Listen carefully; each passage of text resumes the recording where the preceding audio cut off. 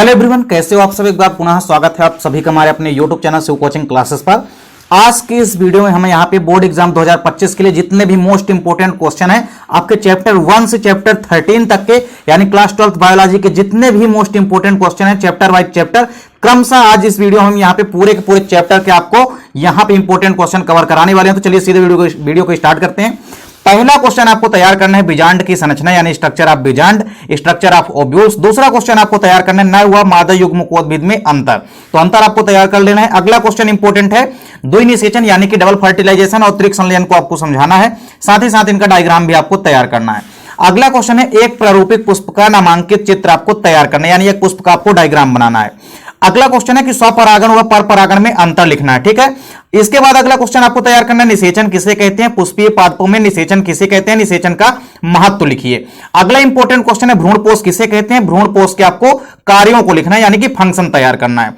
अगला important question है कि परागण व निषेचन में अंतर लिखना है। क्या लिखना है? परागण व निषेचन में अंतर। इसके बाद आपको अगला क्वेश्चन तैयार करना है बहुभ्रूणता क्या है, इसका उदाहरण सहित समझाइए। नेक्स्ट क्वेश्चन आपको तैयार करना है अनिषेक फलन तथा अनिषेक जनन क्या है, इसे समझाइए। अगला क्वेश्चन है अपबीजाणुता तथा अपस्थानिक भ्रूणता क्या होती है, इसको आपको समझाना है। फिर आपका अगला क्वेश्चन है कि लघु बीजाणु तथा परागकण का नामांकित चित्र बनाइए। इसके बाद इंपॉर्टेंट क्वेश्चन है टेपिटम के दो कार्य लिखिए या महत्व लिखिए। इसके बाद इंपॉर्टेंट क्वेश्चन आपको तैयार करना है स्वपरागण व परपरागण क्या है, इसके दो लाभ व हानि लिखना है। इसके अलावा छोटे छोटे इंपॉर्टेंट क्वेश्चन है बेगिंग तथा विपुंसन की क्रिया क्या है, इसको आपको तैयार करना है। इसके बाद आ जाइए आप सीधे चैप्टर 2 में। चैप्टर 2 से देखिए पहला क्वेश्चन आपको तैयार करना है वृषण व अंडाशय के दो कार्य लिखना है आपको। फिर इसके बाद अगला क्वेश्चन है शुक्रजनक व अंडजनन की क्रिया में शामिल होने वाले हार्मोन्सों के नाम लिखना है। फिर इसके बाद देखिए अगला क्वेश्चन है कि पुरुषों में जो वृषण होते हैं यानी जो टेस्टिस होती है ये उदर गुहा के बाहर स्थित होते हैं, क्यों, इसका आपको कारण बताना है। अगला क्वेश्चन है ग्राफियन फोलिकल का नामांकित चित्र बनाइए। इसके बाद अगला क्वेश्चन है मानव शुक्राणु और अंडाणु का नामांकित चित्र आपको तैयार करना है। फिर अगला क्वेश्चन तैयार करना है प्रसव क्या है, प्रसव की क्रिया को समझाइए। इसके अलावा अगला क्वेश्चन तैयार करना है कि अगर लीडिंग कोशिकाएं शरीर के अंदर जो होती है ये यदि नष्ट हो जाए तो किसी भी मेल के अंदर या नर के अंदर लैंगिक लक्षणों पर क्या इफेक्ट या क्या प्रभाव पड़ेगा। इसके बाद अगला क्वेश्चन आपको तैयार करना है मानव शुक्राणु को सचित्र समझाइए यानी स्पर्म की संरचना आपको तैयार करनी है।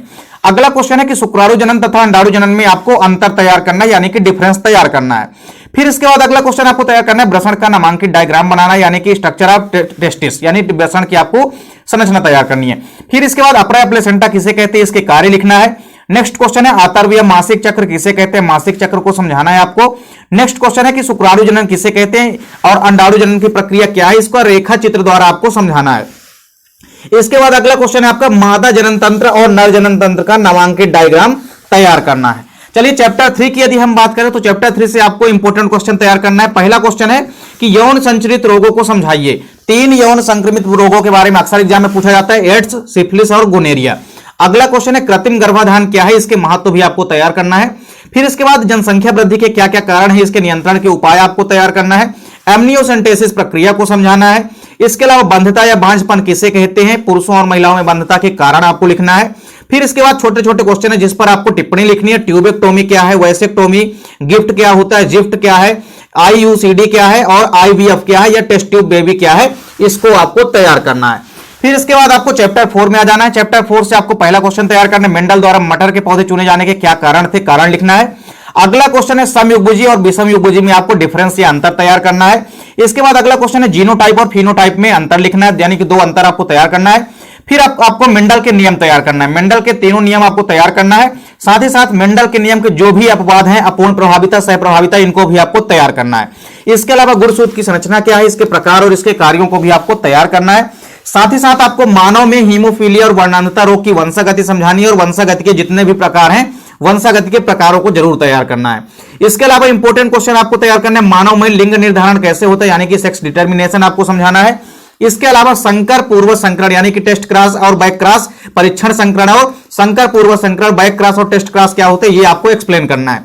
फिर इसके बाद आपको छोटे छोटे क्वेश्चनों पर टिप्पणी लिखना है जिसमें संलग्नता है। इसके अलावा मोनोहाइब्रिड, डाई हाइब्रिड और ट्राई हाइब्रिड क्रॉस क्या होता है, साथ ही साथ सिंड्रोम के बारे में आपको समझाना है। सभी के सभी सिंड्रोम आपको तैयार करना है और इसके अलावा कुछ स्पेशल टाइप्स ऑफ क्रोमोसोम होते हैं, विशिष्ट गुणसूत्र, जिनके बारे में आपको तैयार करना है। फिर आ जाइए आप चैप्टर 5 में। चैप्टर 5 से आपको तैयार करना है अनुलेखन या ट्रांसक्रिप्शन को समझाना है। इसके बाद डीएनए की द्विकुंडलित संरचना आपको तैयार करनी है। साथ ही साथ आरएनए क्या है, आरएनए के सभी प्रकारों को आपको एक्सप्लेन करना है। नेक्स्ट क्वेश्चन आपको तैयार करना है डीएनए व आरएनए के मध्य अंतर यानी कि डिफरेंस तैयार करना है।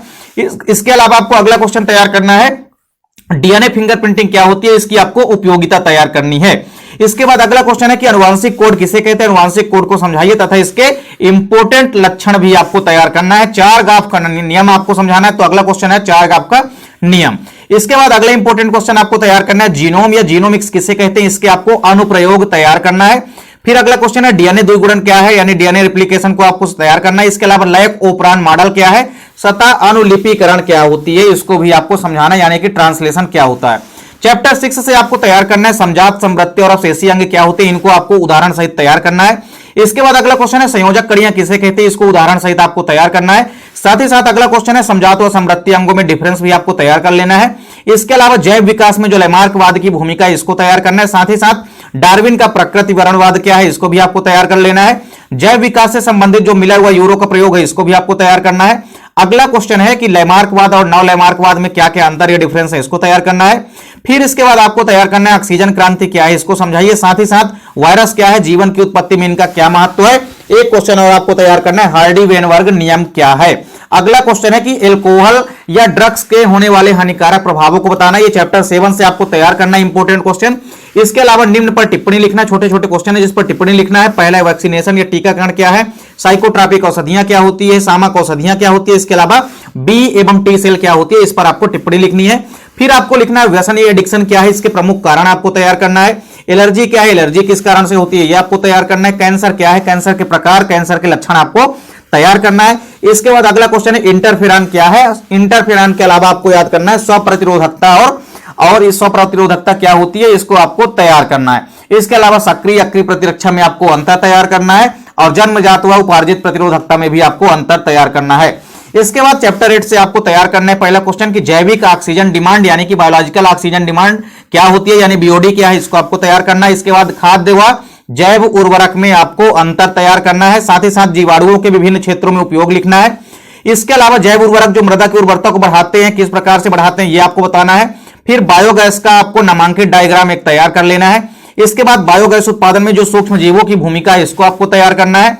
फिर इसके बाद आपको तैयार करना है कि बीटी क्या है और किस प्रकार से कीटों के प्रति यह प्रतिरोधकता उत्पन्न करता है। अगला क्वेश्चन तैयार करना है एलएसडी क्या है, इसके प्रमुख स्रोत तथा इसके दुष्प्रभाव आपको लिखना है। फिर इसके बाद देखिए प्रतिजैविक क्या है, एंटीबायोटिक क्या होते हैं, इसके स्रोत गुण तथा आपको उपयोग तैयार करना है। इसके अलावा घरेलू उत्पादों में सूक्ष्म जीवों की क्या क्या भूमिका है, यह तैयार करना है। और जैव पीड़कनाशी क्या होते हैं, जैव शाकनाशी और जैव कीटनाशी के बारे में आपको समझाना है। चैप्टर 9 से आपको इंपोर्टेंट क्वेश्चन तैयार करना है। पहला क्वेश्चन तैयार करना है कि जेनेटिक इंजीनियरिंग क्या होती है, इसके प्रमुख उद्देश्य या ऑब्जेक्ट लिखना है। अगला क्वेश्चन है प्लाज्मिड क्या है, प्लाज्मिड के टाइप्स यानी कि प्रकारों को एक्सप्लेन करना है। अगला क्वेश्चन आपको तैयार करना है क्लोनिंग क्या है, इसके सभी प्रकारों को आपको तैयार करना है। फिर आपका अगला क्वेश्चन है जीन क्लोनिंग क्या है, जीन क्लोनिंग की आपको उपयोगिता लिखनी है। इसके अलावा PCR one of most question polymerase chain reaction आपको एक्सप्लेन करना है। इसके अलावा डीएनए पुनर्योजन तकनीक आपको तैयार करके एग्जाम में जाना है।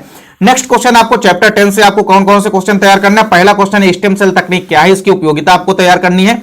जैव तकनीकी क्या है, इसके प्रमुख उद्देश्य यानी कि ऑब्जेक्ट लिखना है। साथ ही साथ बायोपायरेसी और बायोपोटेंट को एक्सप्लेन करना है।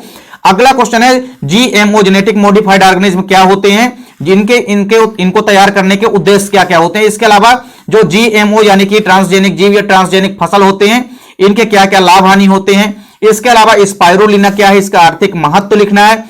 जेनेटिकली मॉडिफाइड ऑर्गेनिज्म जो फसलें होती हैं, इनकी उपयोगिता क्या है, इसके कई सारे एग्जाम्पल आपको तैयार करना है। इसके अलावा यूजेनिक्स क्या है, यूजेनिक्स की आपको उपयोगिता बतानी है।